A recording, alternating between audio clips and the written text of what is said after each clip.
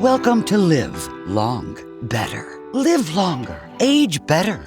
A brand new fitness feature from the Not Old Better Show and the American Council on Exercise. This is where science meets strength, and aging is just another word for thriving. Joining us always is Dr. Sabrena Jo, Senior Director of Science and Education at the American Council on Exercise. She's here to break down the real research and share how movement, mindset, and motivation can help you live longer and age better.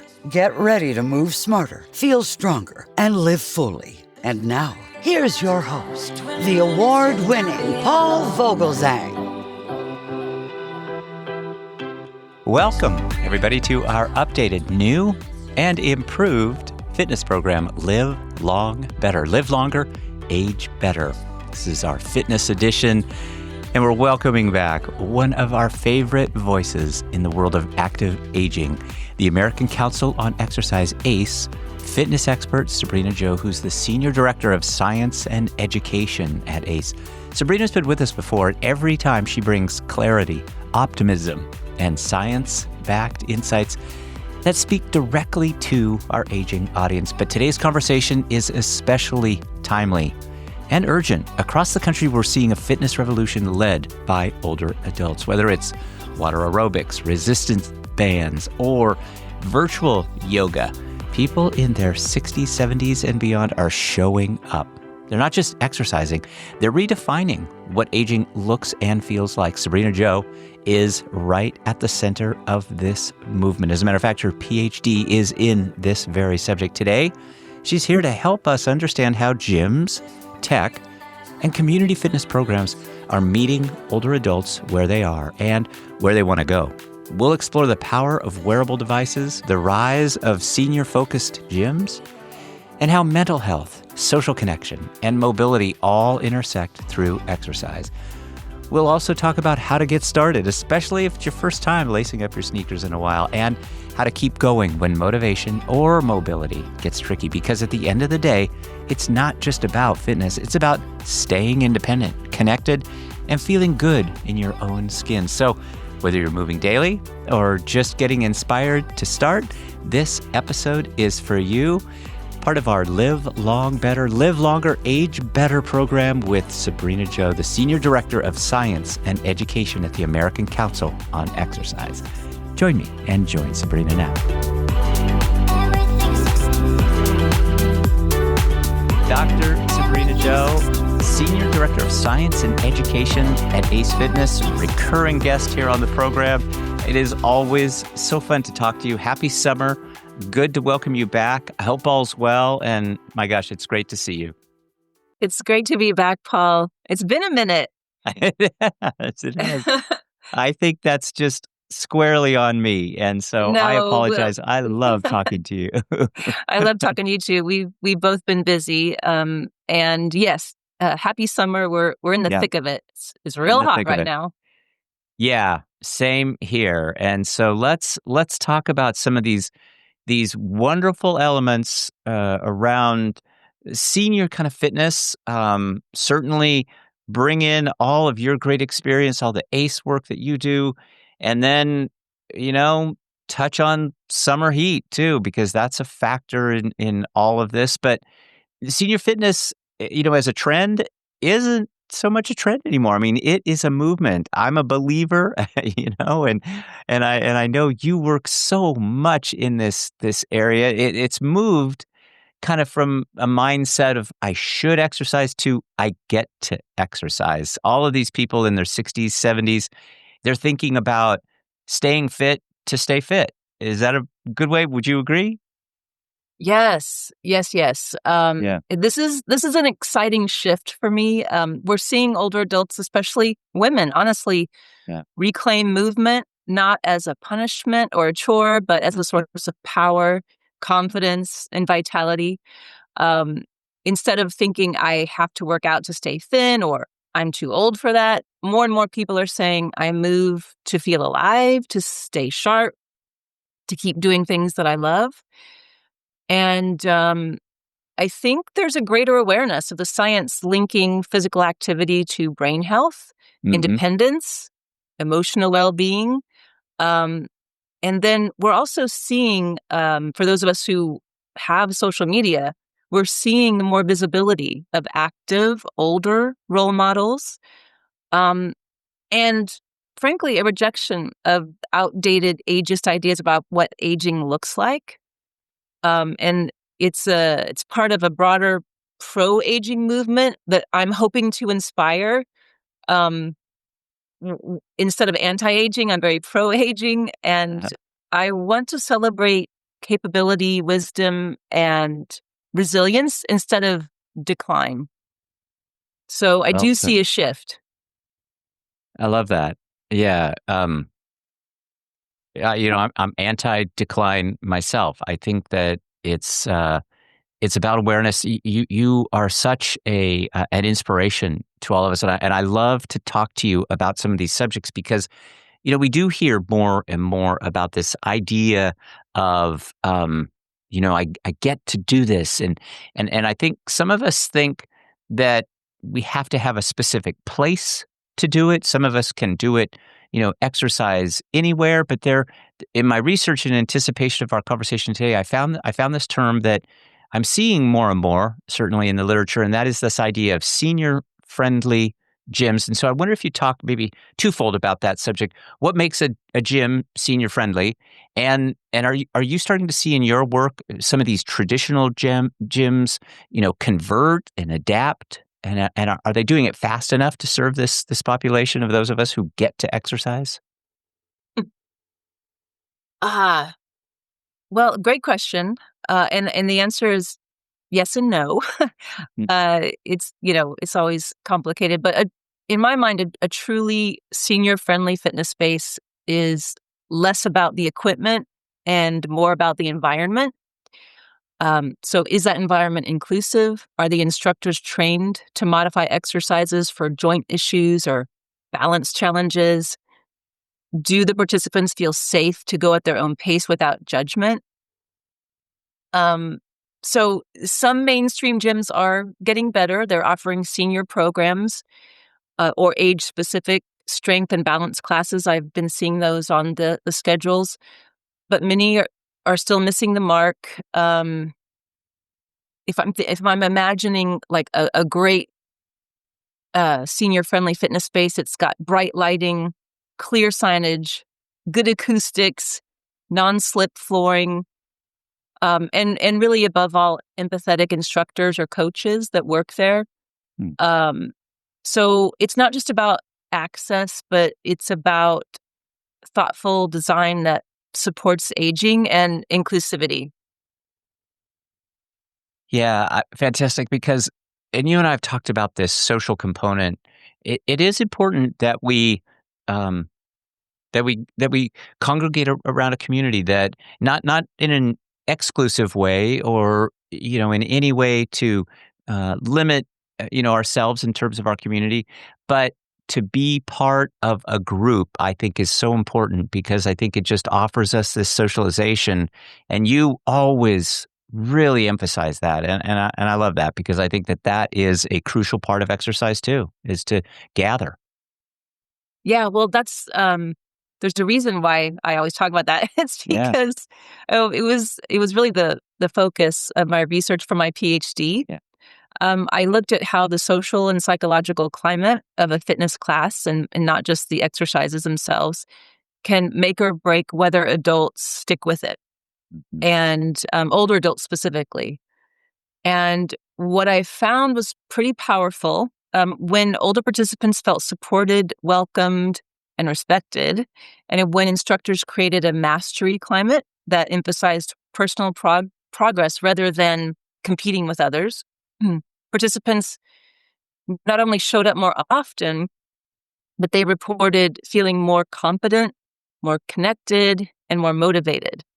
And it wasn't about the workouts or pushing their limits, which oftentimes is what we see how exercise should be perceived.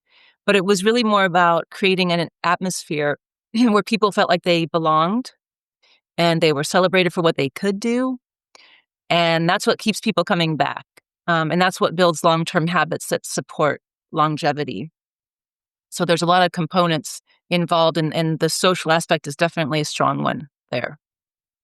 Yeah, and there's some anxiety in even beginning fitness at the outset, but going regularly.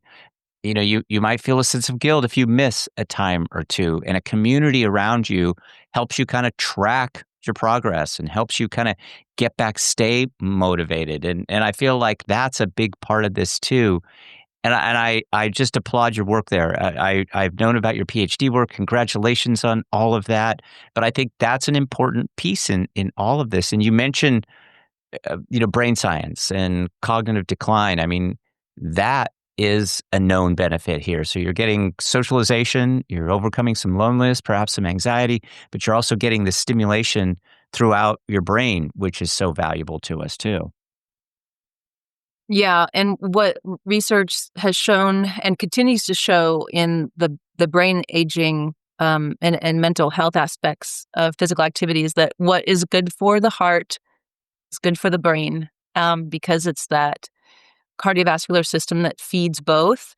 And so, you know, doing daily movement that gets your heart rate up for, and it doesn't have to be a very intense, but just an elevated heart rate for several minutes at a time throughout the day, really goes a long way towards brain health. So we're talking cognition, we're talking emotion, we're talking, if it can be done with other groups of people, that social connection, which is great for mental health. I want to talk to you for a minute about the wearables subject, whether it's a smart watch that tracks fitness, Apple Watch, Fitbit. Some of those are really so dominant in the marketplace, and you see them everywhere. Heart rate monitors. These are really great tools, and not so much gadgets. Do you see them as helping us move, helping us track progress, and kind of keeping that motivation going? I do see for people who enjoy them, I think it's leveling the playing field in some respects, especially those who are managing chronic conditions or recovering from health events. Devices like fitness trackers or smartwatches provide real-time feedback, which builds awareness and confidence. Instead of relying on external validation, wearables allow people to celebrate their own progress immediately. So, for example, uh, you could have walked 3,000 steps more today than yesterday, and that's an achievable and something to celebrate goal. Um, Also, some people use them to monitor physical activity breaks. So, if you have a goal of standing up at your desk every hour for 5 minutes at least, you can track that you did that every day last week. So they're small wins, but they do build momentum. And another valuable thing I think that can be said about wearables is that they can open up conversations with healthcare providers, and even other family members in a way that reinforces autonomy. So it's not just about the data, it's about ownership and self-efficacy and ability to see and track progress, no matter how small. Before we continue, I want to pause for just a moment. If you're listening today and thinking, well, I'm not sure I'm ready for a gym, or tech isn't really my thing, that's okay. What Sabrena Jo is reminding us is that fitness at this stage of life doesn't have to mean marathons or memberships. It means movement that matters, movement that makes you feel better wherever you are. Coming up, we will talk with Sabrena Jo, the Senior Director of Science and Education at ACE, about simple, small, practical steps so that you can keep going when your knees creak, how to use the technology without it using you, and what to look for in a fitness program that truly understands you. Stay with us. More great insights from Sabrena Jo right after this. Dr. Sabrena Jo, Director of Science and Education at ACE Fitness, is our guest today, returning guest, audience favorite. It's always great to talk to you, Sabrena Jo. I just learned so much, and I know our audience does too. We'll have links in our show notes for more information about Sabrena and her work with ACE, all the education, all the science that's tied to this. I really love that aspect of your job title and your work, because you spend a lot of time on the science part of this and helping us understand how this kind of connects us as well as what it means for our overall health. And I want to ask you about a more philosophical question, perhaps, and that is, what does it take in your estimation to maintain that motivation, to maybe overcome the aches and pains that sometimes occur with exercise and just get back to it? Because, it'd be great to have a tip from an expert like you to just kind of plant in our mind so that as we get to that place, oh gosh, should I go? Should I not? Should I stay? I'm not feeling. What motivates you? What motivates us in your estimation to really carry it? Oof. Well, motivation is a big topic. I like to talk about it a lot. Mm-hmm. And because one thing that I've found over my decades of working with people to help them exercise and get more activity is that the knowledge that people should exercise, even in what amounts, even in the recommended types of exercises, is out there. The education is out there. But if a person isn't motivated to do it, then it just never gets done. And so the helping people with their motivation is a big one. And so one of the things that I always think about is, what does physical activity bring to your life that it otherwise wouldn't if you weren't physically active? So, and it can be something as simple as wanting to be able to have enough balance, energy, and strength to play with your grandkids. So get down on the floor, roll around, go for walks, go bowling, whatever it is. It could also be something more complex, like wanting to learn to dance for the first time, or maybe try a new activity that you never have tried in your life, but now that you're older, you've got more time and you can really develop some skills that perhaps you never could before. So I'm kind of thinking of something that I've been doing again recently, which is aerial arts. We'll call it aerial arts. I've seen this. I've seen this in your social media. So yeah, tell us, because this is great stuff. Yeah. So aerial arts really kind of came from the circus world, but now perhaps your listeners are familiar with studios that are popping up. They're all over the place now. And it's basically teaching you how to handle yourself in the air on an apparatus. So an apparatus could be a trapeze. It could be a lyra, which is a big metal hoop. It could be silks, so fabrics that are either in a hammock shape, or they're two separate fabric pieces that go all the way down to the floor. And so what I have found in doing this at this age, which I'm past 50, is that obviously it takes longer to recover because it's an intense experience. Mm-hmm. But I kind of know my body now. I kind of know my aches and pains, and I know, that I'm going to feel this, and I'm also going to be a bit smarter about approaching it. And I find that having a little bit more patience with myself helps me learn a new skill like physical activity a little more gracefully, if that makes sense. So I just encourage people to find movements in ways that perhaps they haven't thought about before. And also give yourself permission to try several things and not like some of them. And then just, move on to the next thing, just to keep yourself engaged and active. Oh, that's wonderful.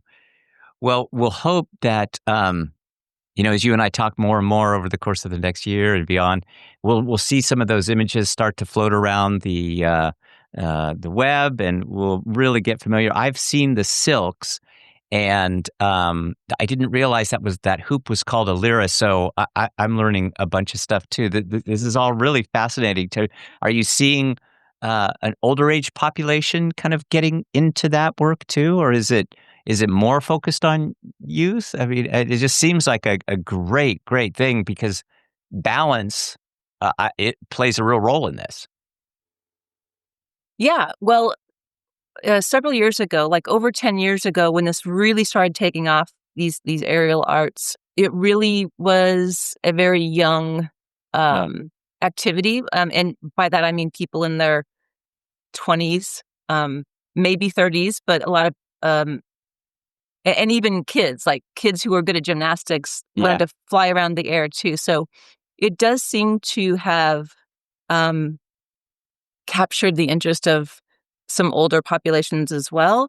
I know of people in their 70s who are performing the aerial arts. So again, if you're with a good instructor, that person can teach and modify anything to make it suitable for whomever's on the silks. So, again, I'm, I didn't want to take this conversation to the aerial arts, but I love it. I love it. Just to say that, any activity, regardless of your age, if you can find a good coach, someone who really can work with you as an individual to help you, whether it be because you want to perform or whether it be just because you want to learn something new and fun, I mean, I'd say go for it. And, let's take, for example, pickleball.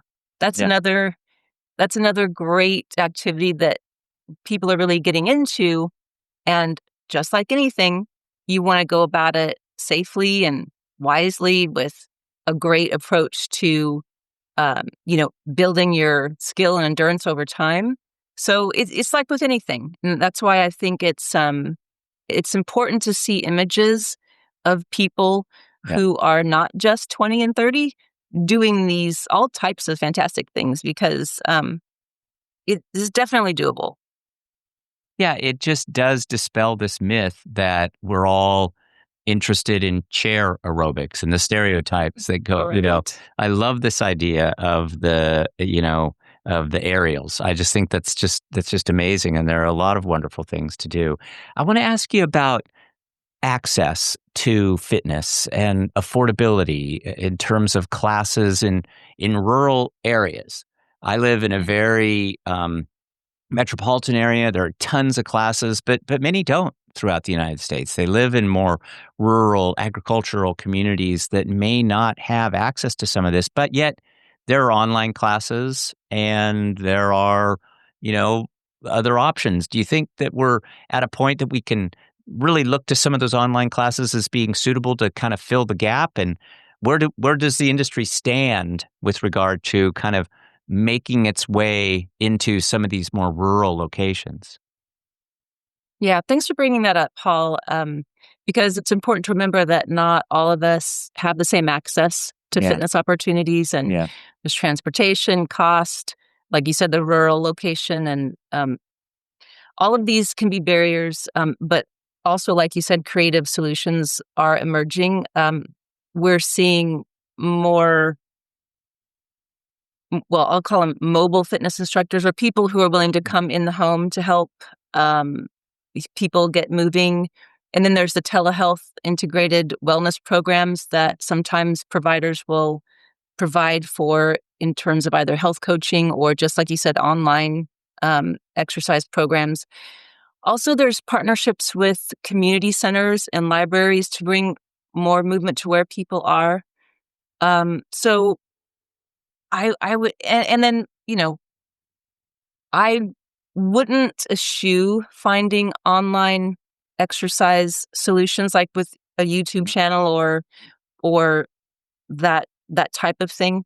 I would just be careful because if you're not used to physical activity, you want to make sure that you do work with someone who's knowledgeable about your specific individual needs. Mm-hmm. And if we're talking about a population that's, let's say, over 50, most of us do have either joint issues or past injuries, or maybe even chronic health conditions that we want to be aware of. Mm-hmm. And so I would say working with someone first to get a good handle on what your needs are with your movement and mobility before you kind of like strike out on your own. If you're not used to moving, let me just say that. if you're already very physically active and you want to go and try new things, it's probably a safe bet that you understand your body and what you can handle. But I would love to encourage people who aren't currently moving to get out and try something new. And so for that, I really do think you would want to work with a professional who's knowledgeable about working with people who are older or just with specific conditions if you may have one. Wonderful stuff, Sabrena Jo. Final question for you. Maybe a fun one for us to think about. If you could design the perfect senior-focused facility, no budget, no limit, what would be in it, and what would be the vibe there? Lots of aerial. I love this. Well, yeah, if that's your thing, for sure. Yeah, I love that. But okay, so in general, let's see, the ideal fitness space, let's say for the 50 plus community, it would feel like a community. It would feel more like a community center than a boot camp. You'd walk in and you would be greeted by name. People would know who you are. There would be classes at different intensity levels, but they would all have an ingredient that addressed something that's super important to aging people. So whether that be function or balance or strength, and of course, joy and engagement. The instructors would be well trained in aging science, and also how to offer different types of adaptations to whatever exercise is being presented. And then there would be good lighting.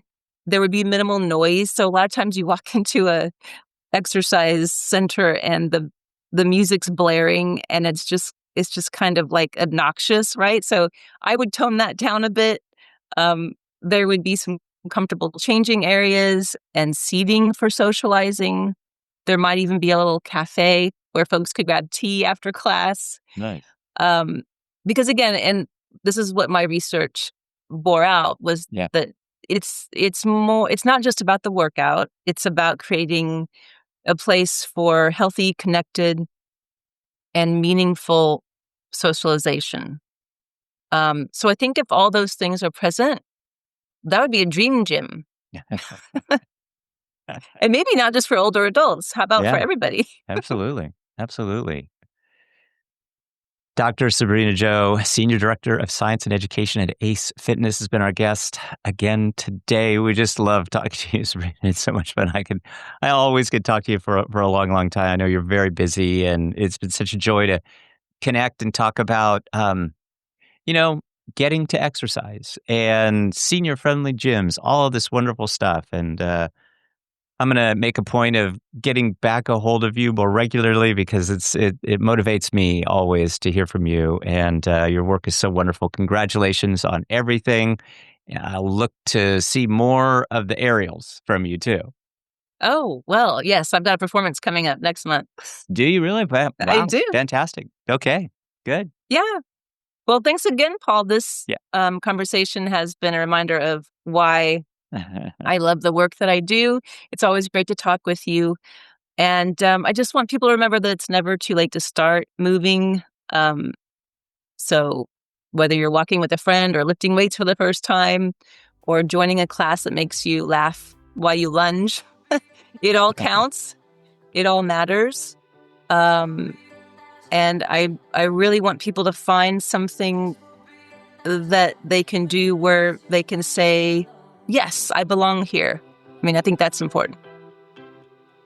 So wonderful. Really, such a great attitude and approach. And thank you, Dr. Sabrena Jo. It's great to see you and hear from you. And this is just such valuable stuff. So very much appreciated. We will talk soon. Promise. My pleasure. Thanks, Paul. What a fantastic conversation today with Sabrena Jo, the Senior Director of Science and Education at the American Council on Exercise, for our newly revised and updated innovative program, Live Long Better. Live longer and age better. It's our edition of fitness, and it's one that reminds us that age is not a barrier to movement, strength, or joy. Whether you walk your neighborhood, stretch in your kitchen, or try a senior-friendly class online, the message today is simple. It's never too late to move, and it's never too late to feel better, physically, mentally, and socially. If you enjoyed today's episode, please check back again for more with Sabrena Jo, but we've got plenty more where that came from. Visit us at notold-better.com to listen to all our past shows, including more from Sabrena Jo and other top voices in aging, health, and inspiration. You can follow us on social media.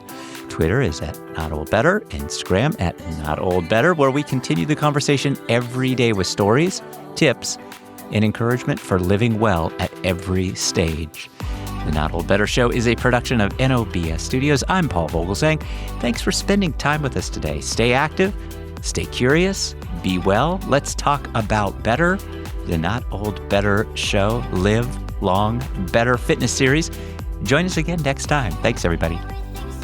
Thanks for tuning in to Live Long Better. Live longer, age better. Our new fitness series from the Not Old Better Show. Special thanks to Dr. Sabrena Jo and the American Council on Exercise for sharing such practical, science-backed insights to help us move with purpose and age with confidence. To listen to more health, fitness, and wellness stories, plus our entire catalog of shows, visit us anytime at notoldbetter.com. You'll find conversations that inspire, inform, and support the idea that we're not old, we're better. Follow us on Twitter at notoldbetter and on Instagram at notoldbetter to stay connected.